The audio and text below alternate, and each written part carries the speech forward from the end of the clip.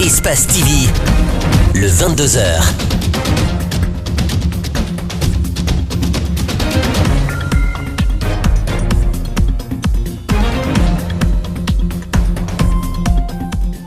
Bonsoir à tous, il est 22h à Conakry. Bienvenue à cette grande édition de la soirée. Tout de suite, le sommaire. La grève déclenchée par le SLEG continue de paralyser les cours dans les écoles. Excédés par le manque d'enseignants, des élèves ont investi la rue ce matin pour exiger le retour de ces derniers dans les salles de classe et la reprise effective des cours. De Bonfi en passant par Kipé ou encore Kaloum, la tension était perceptible.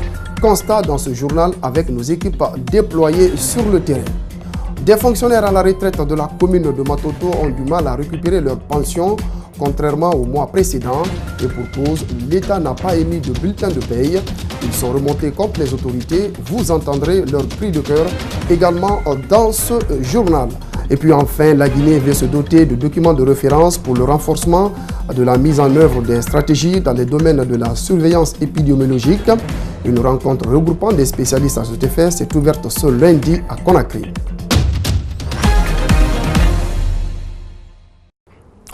Voilà pour le sommaire. Bienvenue à tous. Des élèves ont investi la rue ce lundi matin pour exiger le retour des enseignants dans les salles de classe. Au lycée Bonfi, situé dans la commune de Matam, les cours ont été fortement perturbés. Cet établissement situé au bord de l'autoroute a été la cible des jeux de pierre par des inconnus. Il faut dire que les cours tournent au ralenti dans les écoles publiques de la capitale à cause de la grève déclenchée par le SLEG. Constat dans ce reportage de Malik Sandiana Kamara et Ibrahima Souri Kamara. Le collège 2 de Bonfi. Ce lundi, tout avait bien débuté.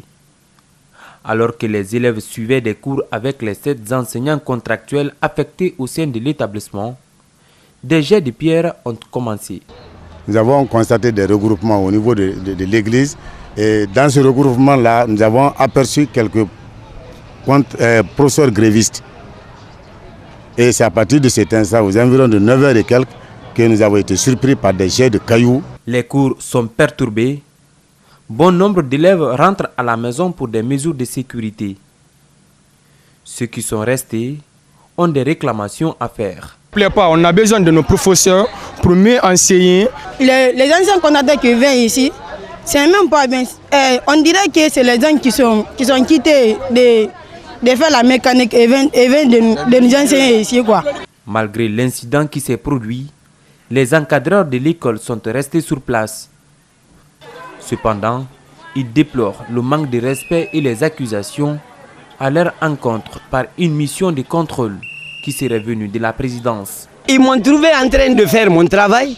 Le monsieur qui est venu, il portait même le t-shirt RPG avec son truc, sa cassette.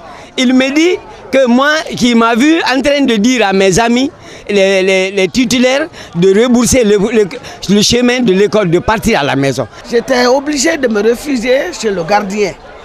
Mais s'il y a un autre encore que lui il vient de la présidence, il vient nous manquer de respect, ça ne va pas. Le collège 2 de Bonfi, avec son emplacement, est souvent la cible des manifestants en période de grève des enseignants. Les fenêtres des salles de classe de cet établissement ont cédé suite au jet de pierre des manifestations précédentes. C'est avec le cœur crispé que les élèves du centre-ville de Kaloum suivent les cours. Ce lundi, les classes ont ouvert par endroits, mais les élèves, en plus de fustiger le caractère illimité de la grève, réclament le retour des enseignants titulaires dans les salles de classe. Abdourahmane Ba, Abdoulaye Kamara. Le collège et lycée 28 septembre. Au rez-de-chaussée, une classe sur 3 a des élèves en son sein. Au premier étage, le même constat, mais les élèves venus veulent en finir avec ces vacances prolongées. Je veux qu'on arrête tous ces bazars-là pour qu'on suive les cours. Mais nous, on n'a pas de problème. Mais les classes intermédiaires, parce que l'année prochaine, nous, on peut passer. Mais les élèves de la 6e année, 10e année et les élèves de la terminale, c'est eux qui vont souffrir parce qu'ils ne vont pas terminer tous les programmes. Cet enseignant est titulaire. Il avait respecté le premier mot d'ordre de grève du SLEG. Mais cette fois-ci, il ne se sent pas concerné. Je suis membre du SLEG, mais bon, pour le moment, je me suis dit que le SLEG en fait trop. Certes, ces revendications sont légitimes, mais l'espace de temps de revendication est très réduit. On devait attendre au moins après cette année parce que vous n'êtes pas sans savoir que le budget est voté annuellement. Dans cette salle de classe, la leçon suivait son cours jusqu'au moment où les élèves ont décidé de sortir pour scander ces phrases.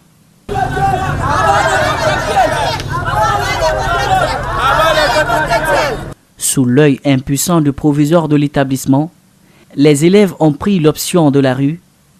On veut nos enseignants titulaires, à bas les contractuels, scandaient ces derniers.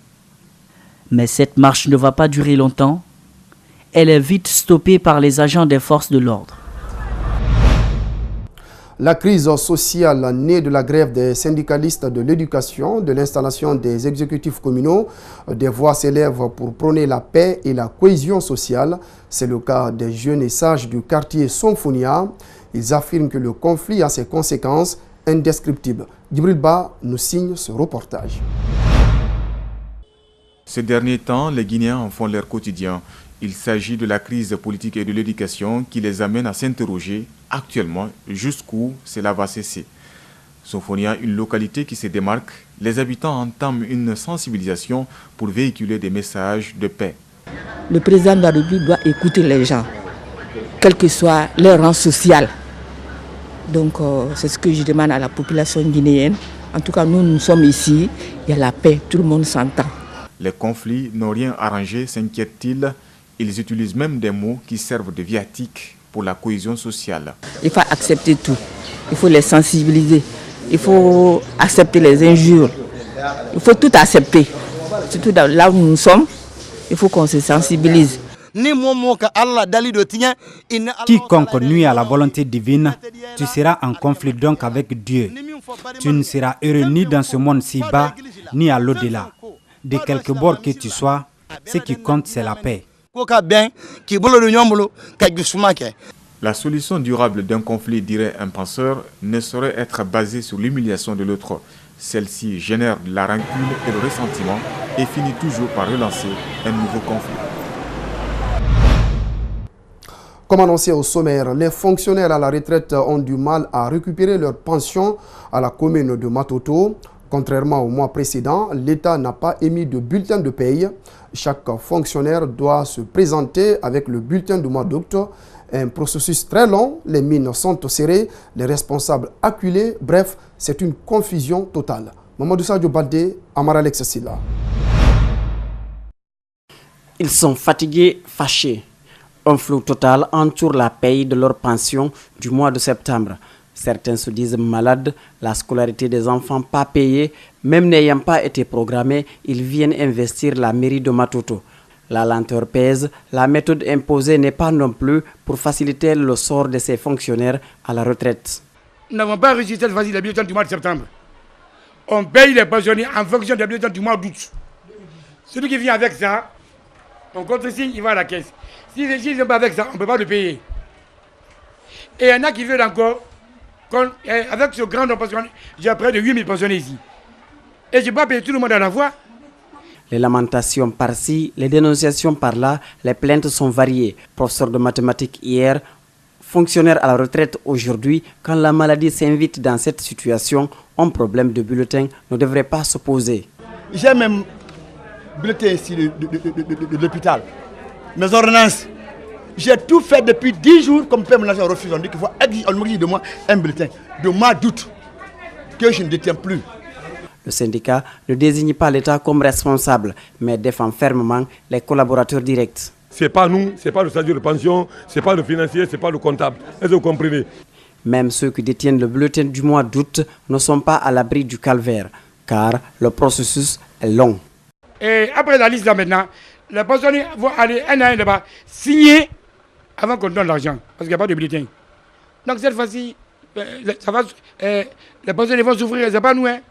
Selon des informations recueillies sur place, l'État n'a pas payé à temps l'imprimeur qui a l'habitude d'imprimer les bulletins. En attendant, ces fonctionnaires à la retraite commencent à planifier une manifestation pour se faire entendre.